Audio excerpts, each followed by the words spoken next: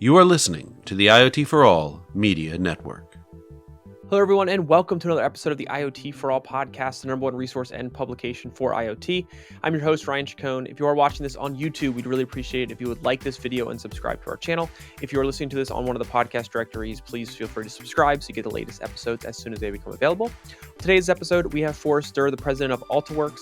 They're a fantastic company. They focus on white-labeled hosted voice-over IP solutions that include connectivity, billing platforms, compliance, you name it. They can kind of handle it for you. On this episode, a lot of good stuff discussed around the connectivity side. So we talk about pricing models, business models, buying rate plans, how that all works, advice for companies purchasing data, how to manage multiple carriers, and then also just general challenges in the space as it connects to the connectivity, the communication side of things. So I think you'll get a lot of value out of this. But before we get into it, if any of you out there are looking to enter the fast-growing and profitable IoT market, but don't know where to start, check out our sponsor, Leverage. Leverage's IoT solutions development platform provides everything you need to create turnkey IoT products that you can white label and resell under your own brand. To learn more, go to iotchangeseverything.com. That's iotchangeseverything.com. And without further ado, please enjoy this episode of the IoT For All Podcast. Welcome, Forrest, to the IoT For All Podcast. Thanks for being here this week. Glad to be here. Appreciate the invite. Absolutely. It's great to have you. Looking forward to this conversation. Let's kick it off by having you give a quick introduction about yourself to our audience. Yeah, my name's Forrest. Been with the company for 7 years now. I was a customer of the company of Altaworx for about 12 or 13 years before I came and joined them. I tell everybody that they were such a good company that couldn't help but join them. I had to leave my former job and move over here. But joined the company 7 years ago and started in the IT side of the business, so building out data centers and building out one of our first IoT solutions, which is LTE failover. And so I got to cut my teeth on some applications and development, working with our engineers to launch solutions. And for our audience who may not be as familiar with Altwaworx, tell us a little bit about kind of what you all do and the role you play in IoT. Yeah. So Altaworx is a carrier. We sell mobility as well as hosted VoIP. But on the IoT side, we were one of the first companies that signed up with AT&T Partner Exchange to be able to have access to the Jasper platform, to be able to utilize data plans, small data plans, and have those scale up as data usage is consumed. And so we've had a lot of experience in the mobility space as well as the IoT space. We've got customers in 43 different states, as well as some in Canada, Mexico, and overseas in Asia. So. And do you have any types of use cases or kind of verticals that you specialize or focus in, or is it kind of across the board? Yeah, it's kind of across the board because we're really focused on the connectivity. We help people get connected to other companies to help them, leverage their solution. We don't necessarily develop solutions per se, but it's really across the board, whether it's scooters or horse tracking or LTE failover, POTS line replacement. It's really anything around IoT connectivity. And when you say failover, what does that exactly mean for our audience to understand? Yeah, so failover, what it means to us is a backup internet connection. So if you have a fiber connection and you inevitably have a farmer that digs up the fiber line with his backhoe, cuts off your connection, LTE failover is a way to leverage the LTE network to pick up and run the internet connection for that office until that fiber connection comes back online. Gotcha. Okay, perfect. So today's conversation, I know we have a number of topics that we wanted to kind of cover and talk about around the connectivity side and pricing side, business model side of IoT and connectivity. And one of the first questions I wanted to ask you is if you could talk a little bit to our audience about pricing models, business models around the connectivity side. So what are the common kind of pricing models that we see, and just kind of high level that for us so that we can kind of start from there. Yeah, I think the biggest thing to think about with pricing is you don't have to price things out the way you purchase them. So one of the things when we're consulting companies on building out their IoT solutions, most everybody wants to try to get the carrier to provide the rate plan that they need specifically to sell their customers. But that's not necessarily the best way to do it. The best way to do it is to get aggressive rate plans with your carrier and then develop your own rate plans for your customers. And those rate plans really are dependent on the solution. So we've got 0 kilobyte rate plans, all the way up to 500 kilobytes a meg, all the way up 30, 40, 50 gigs. So it really depends on the application. And what I encourage people to do is sell based off what their customer needs. Don't sell it based off how you buy it from the carrier. So I mean, I know a lot of times when we've spoken to other connectivity companies or just our own research in the market, we see a lot of companies buying rate plans and then marking them up as a Hmm. way to kind of make their margins. So you're suggesting that not be the approach that companies lead with or take, and Correct. also companies that are looking for connectivity, should they be kind of avoiding those potential situations as well? Yeah, because the challenge is if you buy rate plans and mark them up, you're limiting the margin you can make based off how the carrier will sell you data. And so, for example, on our IoT platform, I think we've got like 15 different rate plans. Well, depending on what the customer set is and depending on what their need is, we may only give the customer 5 of those rate plans or 6 of Mm, those rate plans. right. And particularly in the LTE failover space. So one of the ways that we've been able to leverage LTE failover is to provide a 0 kilobyte plan to customers. And so they pay for an active SIM. So they'll pay $15 a month or whatever for an active SIM, but we're only charged as a carrier customer for a very small fee, a fraction of that $15 for that SIM to be active. That's where you can make money on the breakage, and then you can charge them usage on top of that. So again, don't restrict your business model to how you can buy the data. Figure out creative ways to make margin. And when you're talking to companies and they come to you with the solution that they're either building to sell or that they are looking to adopt, and you're starting the conversation around rate plans, you're start talking around the conversation around which ones are appropriate. How do you kind of handle that conversation? And at the same time, what should companies coming to companies like yours have prepared to better understand the appropriate rate plans that are right for them, or what kind of information they need to supply a company like yours to make sure that they have the options presented Right. to them that are most appropriate to get the best cost for their solution and not, in a sense, have any overkill? Yeah. So the first thing is lots of questions that we have. So when a Okay. customer comes to us, we have lots of questions to understand how they're going to be utilizing that data. What is their typical usage that they're seeing in their solution, and obviously geography and where they're selling that data. For us, what we want to understand is, what is their typical framework for that customer for those solutions. Do they need to have a 0 kilobyte plan and charge the customer, or do they need to have a 500 kilobyte plan? So as much data as we can get from them, we can help guide them along the journey to make sure that they're making the right rate plans. It's amazes me when I've had very, very large customers, I mean Fortune 500 customers, that don't have good rate plans. Mm, It's astonishing to me, but there are large companies out there that have huge volumes, but the carriers don't help educate those large customers on how to buy rate plans. I had one that has 2 rate plans and millions of SIMs, and we talked them through the process of renegotiating with their carrier and yeah. getting that carrier to give them multiple rate plans to be able to make money on the breakage. And why is that usually the case, as far as why are those not presented to them or not available?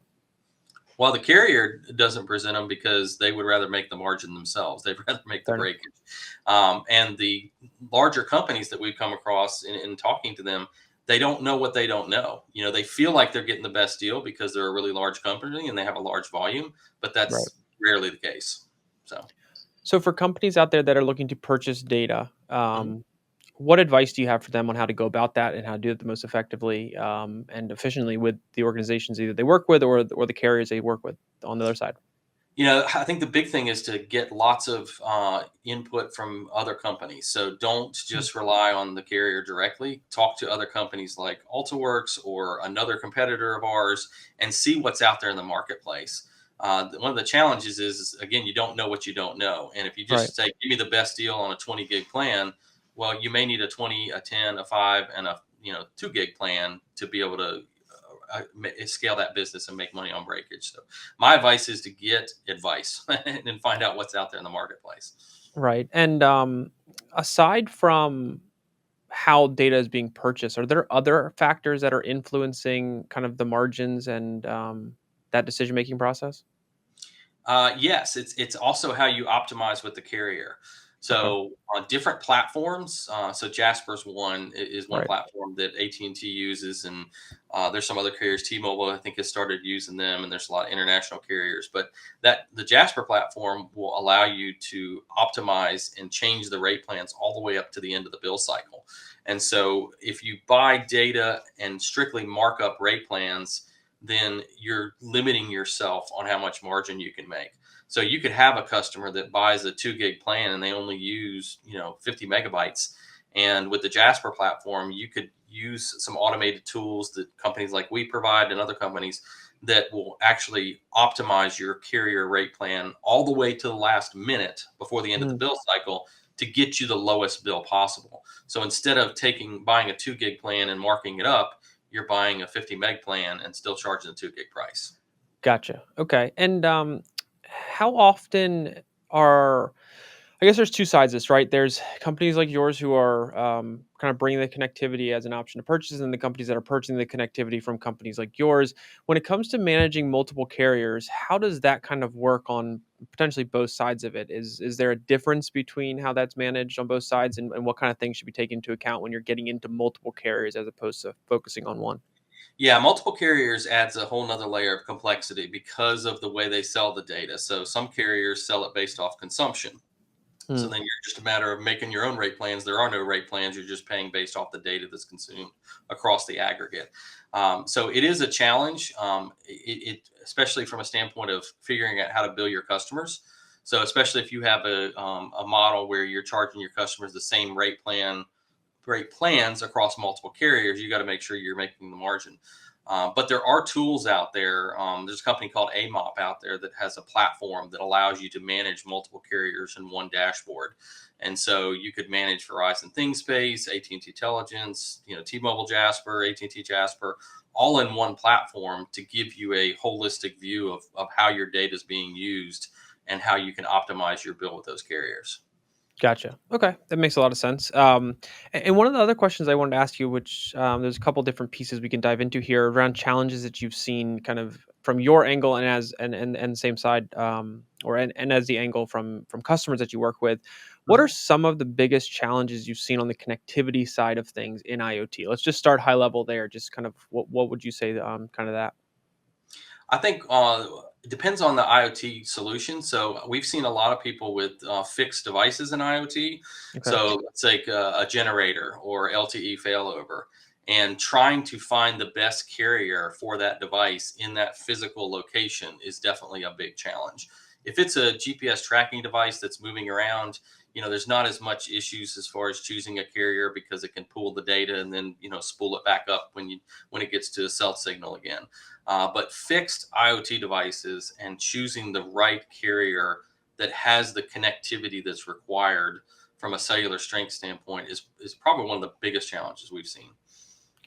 And how what is the advice to kind of working through that thought process and overcoming that kind of challenge? Since obviously asset tracking is a very big area from an IoT Right. standpoint, the environment, Sensors. the devices itself varies so greatly. Right. You're moving indoor to outdoor potentially. You're in rural Yeah. areas. You're in it just you're in different environments, and it's very Yeah. tough to align the right connectivity, which influences the end cost of these solutions pretty Sure. greatly, Yeah. to make it something that company can justify adopting or not. So how do you Right. kind of overcome that kind of challenge? Yeah, so it's about looking at the devices that you're going to choose, because a lot of devices out there have the ability to have two SIM cards and two carriers, and again, there's a cost component to the device, but then there's also a cost component to deploying that device and then maintaining that device. Right. And so what we have seen is people make sacrifices on the front end for the upfront cost of the device to be able to have two carriers so that they can deploy one device with two SIM cards with two carriers anywhere and not have to go back and forth and try to figure out which carrier is the best. And so we've seen a lot of success from people that are doing that. And what they do is they have both SIMs active, figure out which one's the best once it's in the field, just deactivate the SIM that's not Gotcha. the best and move on and just don't worry about that SIM card anymore. So, Absolutely. Okay, that makes a ton of sense. One of the other questions I had was, I imagine at times it can be a challenge to get accurate usage data from carriers, whether that's on your end or your yep, customer's end. yep, How do you approach that? And what I guess to start off with, what is that challenge really like? And then right, how do you kind of overcome and handle that to ensure that you have the most accurate data available to choose whether it's the best plan, make adjustments in real time right. so that your customers get the best cost and price at the end of the day?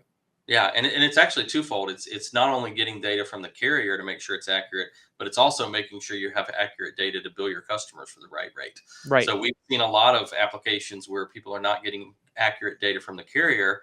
Therefore, they're paying a higher price, but then they're not charging their customers as much either, Okay. particularly in the LTE failover space. So one of the ways to do that is to leverage a solution where you can have APIs that connect to the carrier to get real-time data. A lot of carriers will provide data via FTP reports, but those may be delayed, 5 hours, 10 hours, sometimes 24, 36 hours. And so you can't just rely on one source of data. Not all carriers provide multiple ways, but a lot of carriers do provide multiple ways to get data. So I'll give an example. AT&T on the intelligence side, which is technically not IoT, but yet people use mobility Sure. SIMs for IoT applications, whether it's classified as that or not. There's like three different sources to get data. There's a Mubu report, there's a FTP report, and then there's data you can get via FTP or APIs. What we have decided to do is we've leveraged APIs and a portal to pull all three of those sources in and look at which data consumption is the highest and use that, because Mm. we found that not all of them are 100% accurate, and they're not individually, they're not accurate more than one or the other. So you really have to look at all three of these data sources, combine them together, and figure out which one has the highest data usage. And when you mentioned portal, I know there's kind of the side where you're able to interact with and kind of see the data, but what about from the customer side being Mhm. able to access and manage the connectivity themselves? Is that something that your customers often do and find beneficial, or is that something that is kind of usually reserved and handled and managed by you all so that it's less work and um, kind of things to worry about Yeah. for the customer itself?